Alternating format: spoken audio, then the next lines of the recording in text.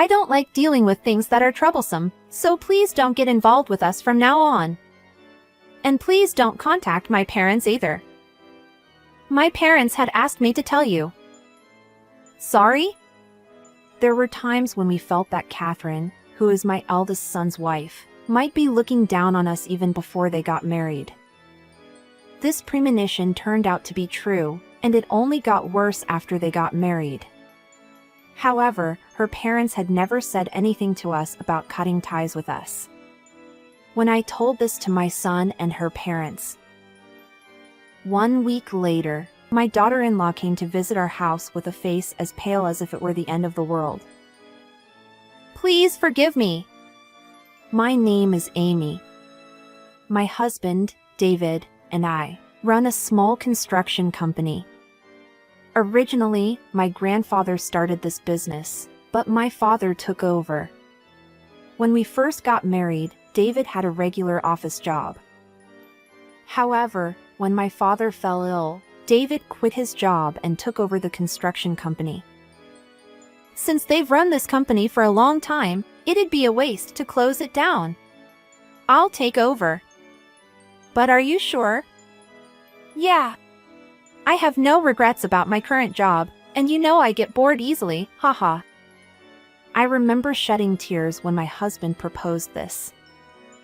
Of course, it wasn't smooth sailing from the beginning, and we went through ups and downs to get this far. The same year as my husband took over the construction company, I gave birth to our eldest son, Matthew, and 3 years later, our second son, Andrew, was born. It was tough to balance work and raising children, but we had no choice but to work hard to protect our children. Matthew graduated from college and immediately joined a major foreign company, while Andrew is in the midst of training to take over the family construction business. They were on different paths, but they got along well, and even from a parent's perspective, they were like the ideal brothers. The change in our lives came when Matthew brought his girlfriend to our house during the July long weekend. I'm thinking of marrying this lady, Catherine. I was more surprised than anything by the fact that he brought his girlfriend to introduce her to us and also the sudden announcement of their engagement because he had never introduced his girlfriends to us before. However, any astonishment I felt disappeared when I saw his happy face. That's wonderful. It's still early, but congratulations. Have you decided when you are going to have a wedding ceremony? No, not yet. We'll let you know when we decide. I hope we get along, Catherine. Yes. However, Catherine's reaction, who is going to become my daughter-in-law, raised questions. Since she is getting married, she should have a happier expression. There was a noticeable gap in attitude between my son and Catherine, and that gave off an odd vibe. Catherine's expression seemed to carry a hint of hostility, and she looked as if she was looking down on us. And that premonition turned out to be right. Catherine was a more troublesome person than we had imagined. After announcing their engagement, Matthew began to visit us more frequently. However, Catherine, who should be beside him, wasn't there. Is Catherine not with you today? I asked her if she could come with me, but she said an urgent work came up, so she couldn't make it. I see. Well, it can't be helped then. I've only met her once, so I wanted to see her again. You're right. We also announced our engagement to you suddenly. Next time, I'll make sure to coordinate our schedules and bring her with me. Sounds good. We'll be looking forward to it, then. I was hoping to meet her, but I would soon be disappointed repeatedly. It wasn't so much about my son, but because I couldn't see any indication that Catherine wanted to meet us. We had exchanged our numbers, but I had never received a message from her, not even once. At this point, I started to doubt that she really wanted to get married to my son. I even started to wonder if Matthew was being deceived. However, I couldn't possibly say such a thing to my son, who had expressed such great joy about getting married. While I had those concerns, I finally met her parents. Hold on, Matthew. It's been a while since we saw Catherine. Is everything okay? Of course, everything is fine. Her parents seem very supportive of our marriage too. You guys don't have to worry about anything. I hope you're right. I wanted to believe Matthew's words, but my worries never disappeared. And when we saw her parents as we arrived at the place where we were supposed to meet, I couldn't help but shout. You are Jane and Tom, right? Is that you, Amy? No way. I never expected to reunite with my middle school classmates in a place like this, especially as the parents of my son's fiancé. What a coincidence. Truly. I never imagined our children would get married. I'm surprised. We were so excited to see each other for the first time in decades that we almost forgot about the two who were the stars of the day. So, the introduction of both sides of the families ended smoothly like this, but... Come on, you should greet them properly again. After all, they are going to be your parents, in a sense. Nice to meet you. With that brief statement, Catherine left promptly. I noticed that she had the same expression as when she came for the engagement announcement. No, actually I felt that it was even more dismissive. I could vaguely imagine the reasons. Although Matthew never mentioned it, Jane and Tom managed a large construction equipment rental company, far more significant than our small construction firm. Catherine was, in a way, an heiress. With that in mind, it made sense that she would have a condescending expression. 6 months after that, they got married, and that has also brought changes. I didn't understand why, but Catherine, who had been so reluctant to visit our house, started coming. I would later regret that I was even remotely happy about that. Welcome, Catherine. May I say something? Sure, what is it? How can you live in such a small place like this? Sorry. And your company looks like it's about to go bankrupt soon. Her comments were so rude that I was about to respond with harsh words, but Matthew intervened. Catherine, that's a bit too much. It's not. It's not. It's clear that they're poor. Well, if you compare to your family, almost everyone would be poor. That's not relevant. To marry into a poor family. If you hate it that much, why did you get married to my son? I wanted to say it to her face, but I decided to hold back for Matthew's sake. Easy now. Matthew is naturally kind, so he probably couldn't speak too harshly. Catherine must be aware that he can't speak harshly, so maybe that's why she says whatever she wants. If this place goes out of business, I'll ask my dad to turn it into a parking lot or something. If you say more than that. For a moment, Matthew looked angry. All right. Let's leave it at that for today and go home. I'll be right behind you, so go ahead. He said, and he made Catherine leave first. I'm sorry, Mom. I'll have a talk with her later. It's okay if you understand. I'll come by again. Next time, you can come by yourself if you want. After seeing her such a blatant attitude, I started to feel nostalgic about the time when my son used to come alone. It was less tiring, with just him.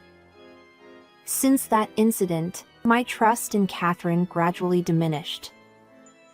Then, without any notice, Catherine came to visit our house alone. Hi!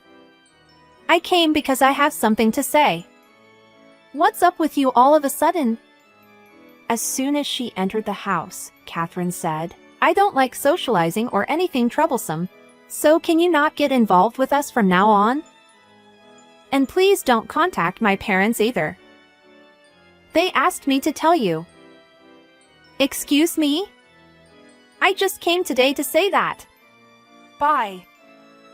With that, she just left. I had wondered what was going on because she came by herself, but I never thought that she would say such things. This behavior was clearly not appropriate to say to the parents-in-law. I decided to talk to my husband about what to do with her. Hey, I have something to talk about.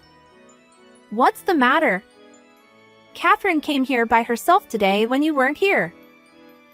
I told him that she came to basically cut ties with us, and she also said that Matthew and her parents want to do the same.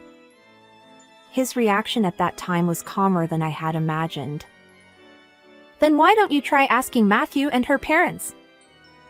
You said that her parents were your classmates in middle school, right? That's right. His suggestion was a wake-up call for me. I was so focused on taking matters into my own hands that I couldn't even think of such an easy solution. So, I called Matthew that evening after Catherine came to visit. I have something I want to ask. All right, hold on a second. It seems that Catherine was nearby, so he went outside to talk. Sorry. You don't want her to listen to our conversation, right? That's right, but how do you know? Well, I kind of sensed it. So, what's up? So, this is what I want to ask you about. When Catherine came to our house today, she told us not to get involved with your guys anymore. Do you know anything about it? What? I had absolutely no idea about that. I see. She came suddenly and said those things, so I thought it was strange. I'm sorry. I should have said things to her more sternly. Besides, I was the one who let her say whatever she wanted the other day, too. You've always been kind. Well, I'll ask her about it. Are you sure? It's strange that she had said something like that. And she also said that I shouldn't contact her parents either. I'll ask them about that myself. You guys were classmates, right? Then I'll leave that to you. With this, we hung up the phone. In the end, I found out that my son had nothing to do with this matter. It was Catherine's sole decision after all. As I was pondering this, my phone rang. I thought it was from Matthew, but when I looked at the name on the phone, it showed Catherine. He must have already talked to her. I picked up the phone with these thoughts in mind. What do you think you are doing? What? I told you not to contact, right? Of course, I'll still contact my son. That's why poor people like you. I couldn't help but be offended by her words. We're not as poor as you might think. We may have a small company, but we're not as down and out as you're making it out to be. You don't have to put a good front. I'm not. It's just a fact. That's why I didn't want to get involved. I didn't miss her muttering this. I remembered that there was a time when she didn't come to see us for a long time. You didn't come to see us for a long time before you got married, because you looked down on us, right? Well, it's obvious, isn't it? Then let me ask you, why did you marry Matthew? That's because he is different from you. He is excellent. We're going to make him take over our company at some point. Are you serious? Of course, I'm serious. By this point, it was no longer anger, but rather pity that I was feeling. I agree that Matthew is excellent. However, I couldn't stand that she was looking down on, not just me but also my husband and my second son, Andrew. I understand. In that case, I have a plan too. Your plan is probably not a good one. I'm looking forward to it. Haha, she hung up the phone as she laughed. My next move was set. It should be the most unpleasant method for Catherine. I have never been so happy to be friends with Jane in my life. I contacted Jane on the same day. Jane, I'm sorry for contacting you suddenly. The thing is, Catherine told me not to contact you at all. Do you know anything about this? What's that all about? I haven't heard anything about it. I see. And she told me that you and your husband asked her to tell me. We didn't say anything like that. I wonder what's going on in her mind. I want to talk more about it, so can we meet? Of course, we can. How about tomorrow? Sure, let's meet tomorrow. I'm sorry for the trouble. Back in our school days, you were always helping me. Let me return the favor this time. Thank you. With that, my husband, Jane, Tom, and I formed a strategy meeting. I can't believe Catherine is like this. How can I apologize? No, Jane, there's no need for you to apologize. Yes, there is. It's our fault that she grew up to be spoiled like this. What will you do then?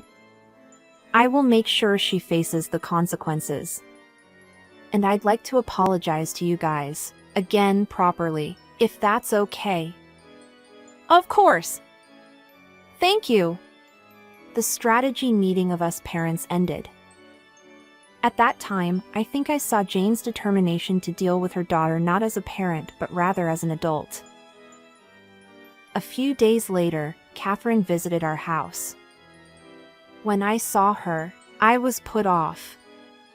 She was pale, and her appearance was something I couldn't have imagined from the time I had seen her until then. I'm sorry. Those were the first words Catherine uttered. Judging by her appearance, she must have been scolded quite severely by Jane. Are you okay? When I spoke, she began shedding large tears. Today, I came here because my parents told me to apologize to you. I see.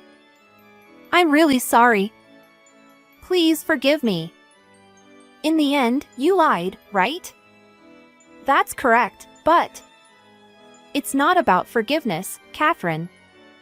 That's not the issue here. Then, what should I do? That's for you to figure out. You came here today only because you were scolded in the first place, right?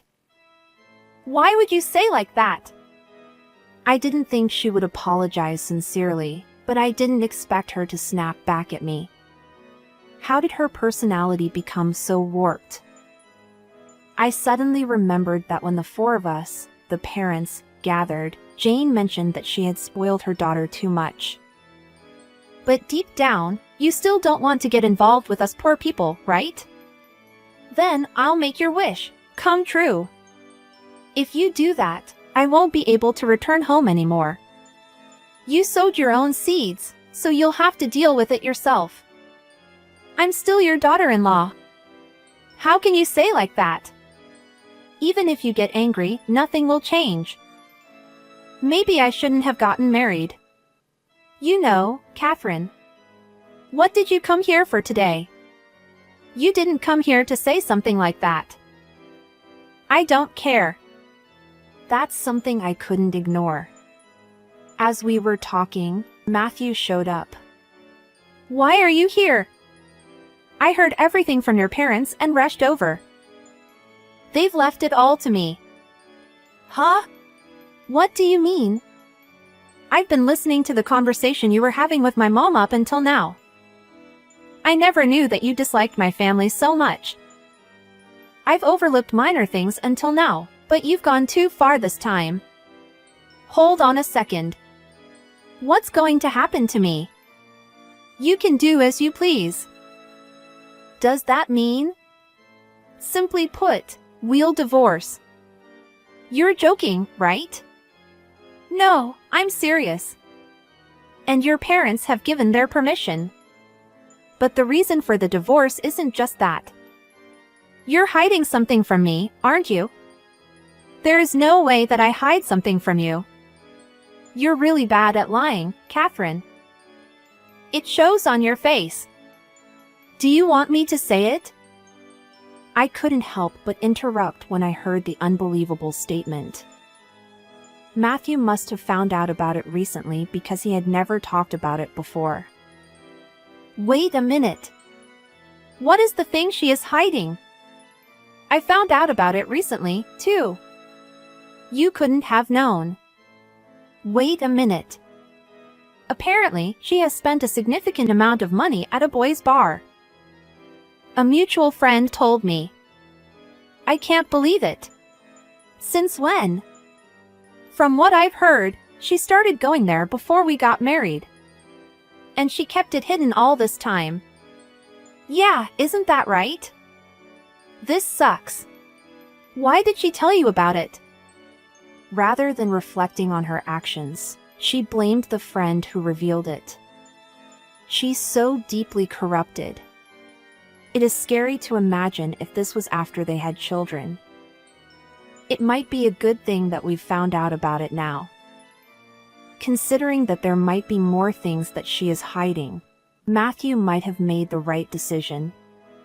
To be honest, I don't think I can deal with someone like her. This sucks.